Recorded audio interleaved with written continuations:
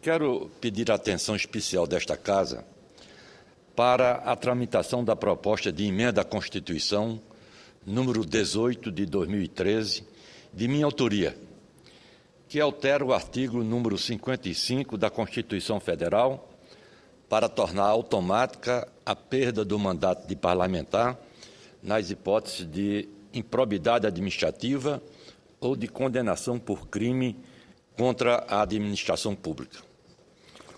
A aprovação dessa PEC, senhor presidente, se tornou ainda mais premente, em minha opinião, diante do equívoco cometido na semana passada pela Comissão de Constituição e Justiça da Câmara dos Deputados, ao aprovar uma proposta que dá ao Congresso Nacional o poder de rever decisões do Supremo Tribunal Federal.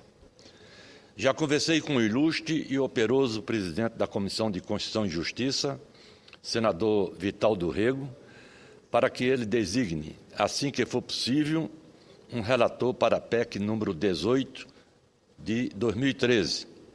Não peço algo de natureza pessoal, mas estou convicto de que precisamos colocar um ponto final nessa conduta do Partido dos Trabalhadores contra o Supremo Tribunal Federal. É de se perguntar, senhor presidente, que país é este? Com certeza, não era o país que imaginávamos quando fizemos a campanha das diretas já, há 30 anos, quando promulgamos a Constituição Cidadã, como batizou o doutor Ulisses Guimarães, há 25 anos. Nesse período, nunca vi o Estado Democrático de Direito ser tão bombardeado como ultimamente.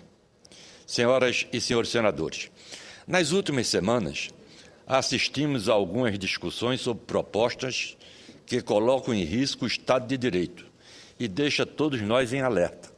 Propostas autoritárias, pensadas e respaldadas politicamente pelo governo da presidente Dilma Rousseff e pelo PT. Não é só questão do Partido dos Trabalhadores do PT. A grande responsabilidade disso cabe à presidente Dilma, que comanda essas investidas perigosas contra o Estado de Direito, contra o Congresso Nacional, contra o Supremo. Tivesse ela uma voz altiva, firme, com toda certeza que o Partido dos Trabalhadores não estaria na Câmara dos Deputados. Exemplos não faltam, senhor presidente, como a PEC número 37, que a senadora Ana Amélia acaba de se referir como oradora que me antecedeu. Não faltam exemplos como a PEC de número 37, que retira o poder de investigar do Ministério Público. Temos também a proposta reiterada do PT pelo controle da mídia, que vez por outra surge na imprensa. Outro abuso é o projeto da Lei da Câmara número 14 de 2013, que pretende impedir o surgimento de candidaturas à presidência da República de oposição, como a da ex-ministra e ex-senadora Marina Silva. E, finalmente, essa esdrúxula PEC número 33/11, que obteve o aval escandaloso da Comissão de Constituição da Câmara dos Deputados.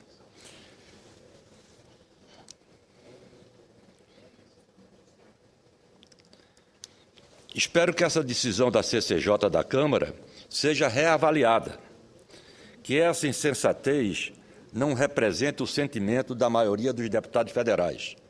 Espero que tenha sido apenas um ato isolado de um grupo de radicais que tomou de assalto a Comissão de Constituição e Justiça em mais uma tentativa torpe, mesquinha e inconstitucional do PT e dos seus aliados em retaliar a Suprema Corte por causa da condenação imposta aos envolvidos no escândalo do Mensalão.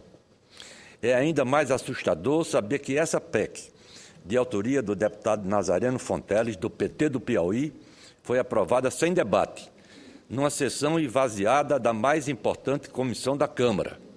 E os dois notórios deputados mensaleiros do PT, José Genuíno e João Paulo Cunha, tiveram o disparate e a cara de pau de participar da votação na qual a proposta foi aprovada.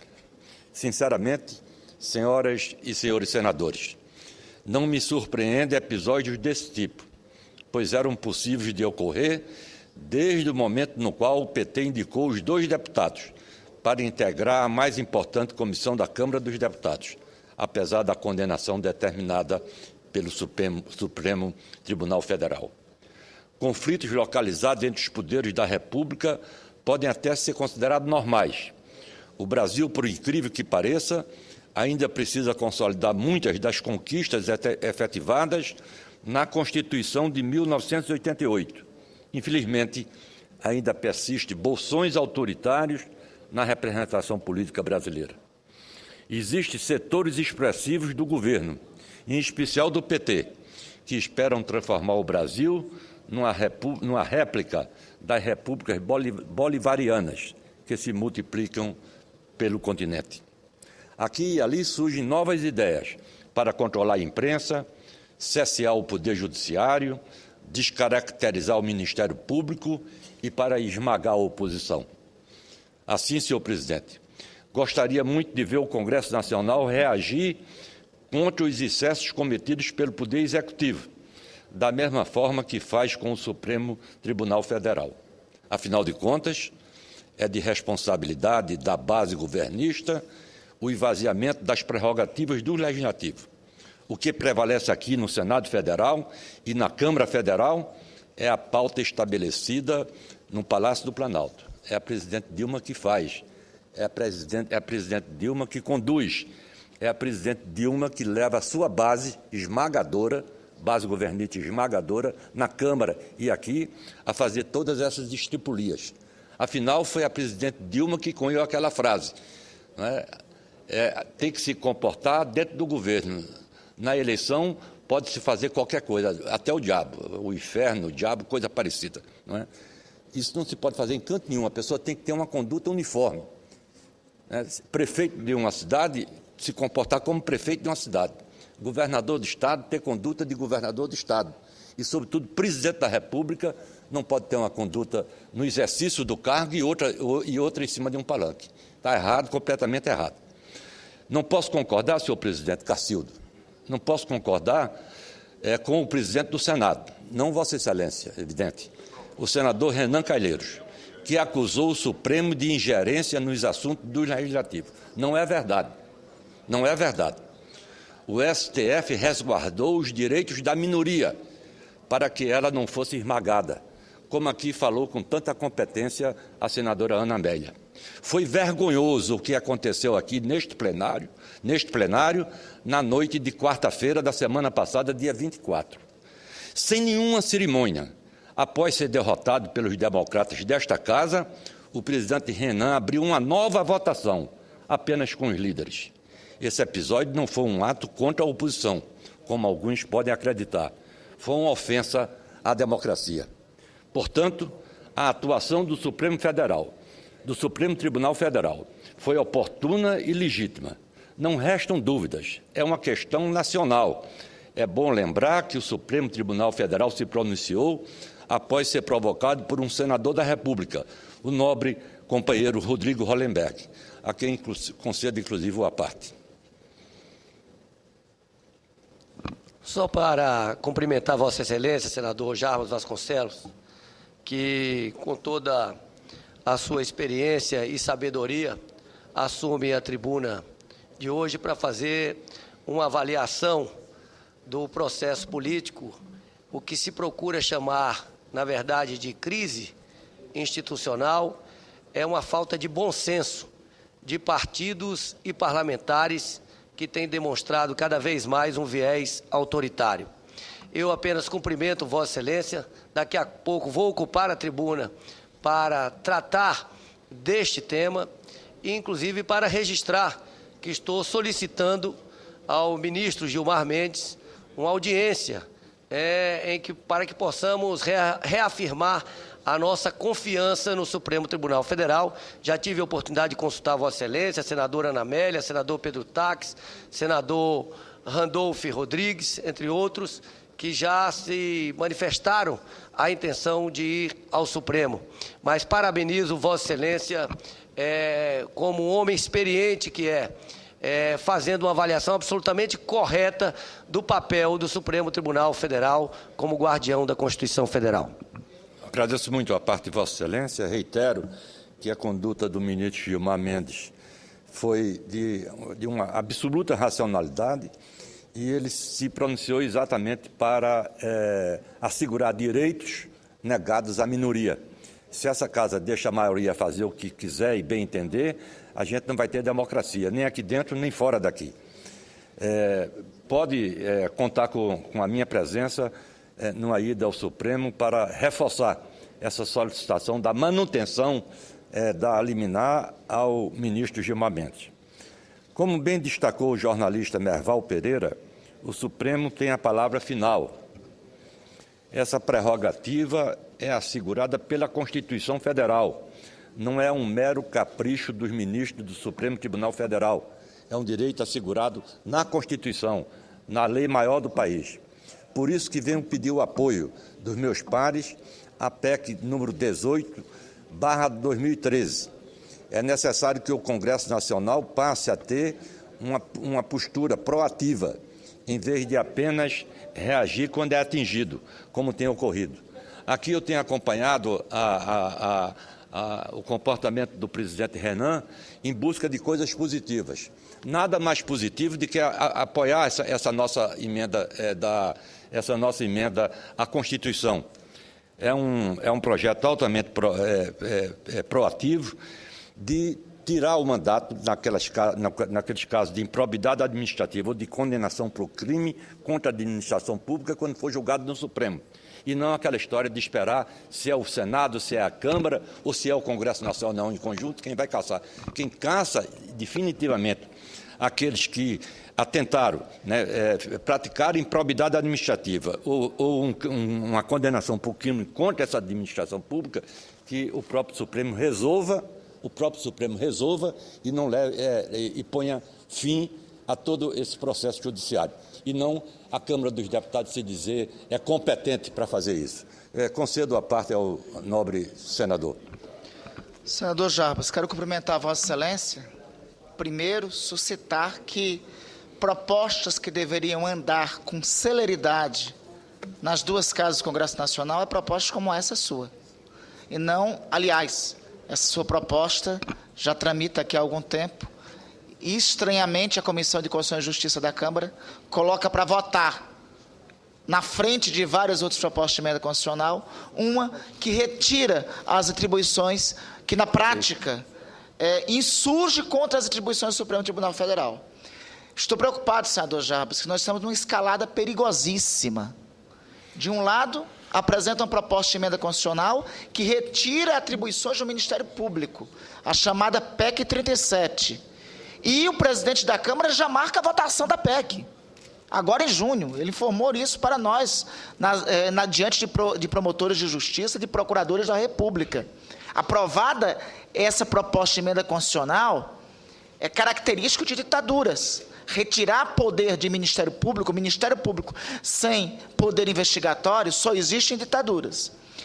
Aí, logo em seguida, uma outra proposta de emenda constitucional, que poderia até o mérito ser debatido. O problema é o inusitado de ser apresentado como medida retaliatória. É a mesma coisa da proposta do projeto de lei da Câmara 14, que nós barramos aqui no Senado e que o Supremo suspendeu a sua tramitação. O mérito do projeto poderia até ser debatido, poderia fazer parte do bojo de um contexto de reforma política, mas ele é apresentado circunstancialmente, deslocado de outros temas necessários de reforma política, só para atender um interesse casuístico. Nenhuma democracia resiste à tentação do casuísmo continuado. E nenhuma democracia resiste a tentações autoritárias de retirar poderes de outras instituições e retirar atribuições de outras instituições. O Supremo Tribunal Federal, quando suspende a tramitação de um projeto aqui, é porque um dos poderes da República, neste caso, o Congresso Nacional, está exacerbando nas suas atribuições e está legislando em função de casuísmos e não em função da democracia e da República. Cumprimento Vossa Excelência. Agradeço a Vossa Excelência, senador Randolfo Rodrigues. Sua voz sempre é uma daquelas que vigilantes aqui permanentemente contra todas essas ofensas e ofensivas, né, da base governista, contra o chamado Estado de Direito. Aqui o que aconteceu quarta-feira próxima passada foi um ato que realmente nos deixou mal. E tanto isso é verdade que o Supremo não teve nenhum problema, através de uma das figuras mais importantes da sua corte, do seu plenário, a figura de Gilmar Mendes, que concedeu de imediato a liminar um senador da República para que o processo tivesse interrompida a sua tramitação. Vossa Excelência disse aqui aquilo que nós reiteramos, né? Aqui, todos os dias, todas as semanas, todos os momentos, surgem ideias, não é, ações para controlar a imprensa, para cercear o Poder Judiciário, para descaracterizar o Ministério Público e, sobretudo, que é uma coisa reiterada aqui no Senado, ações, iniciativas para tentar esmagar a oposição. Isso vai contar sempre com a nossa oposição, com a nossa voz e com a nossa conduta vigilante. Muito obrigado. Desculpe, o companheiro Cacildo, inclusive, tinha deixado a presidência e tinha dito a mim, foi um equívoco meu. Perdão. Eu passei a presidência para a emenda senadora da Amélia para poder vir aqui e fazer um breve aparte a Vossa Excelência, para a preocupação que Vossa Excelência traz, de respeito aos poderes constituídos. Provocado o Supremo, se não cumprir o dispositivo do regimento, coisa que o valha, o Supremo tem que dirimir as dúvidas.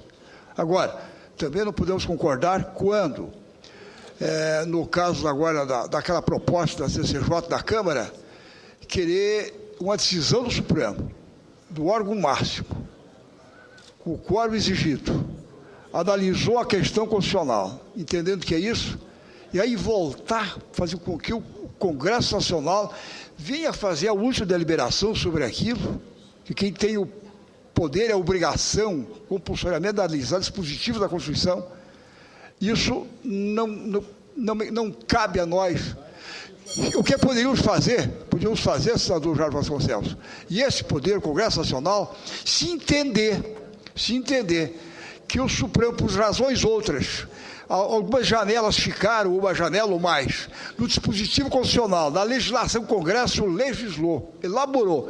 Se não é o princípio do legislador se entender que não é aquilo que o povo pensa, o que cabe é elaborar uma proposta ou de emenda à Constituição, ou de uma lei complementar, ou de lei ordinária, se entender que houve distorções do Supremo, de corrigir possíveis janelas, mas jamais sobre coisa julgada. Jamais sobre coisas decididas no Supremo, matéria que ela é vencida.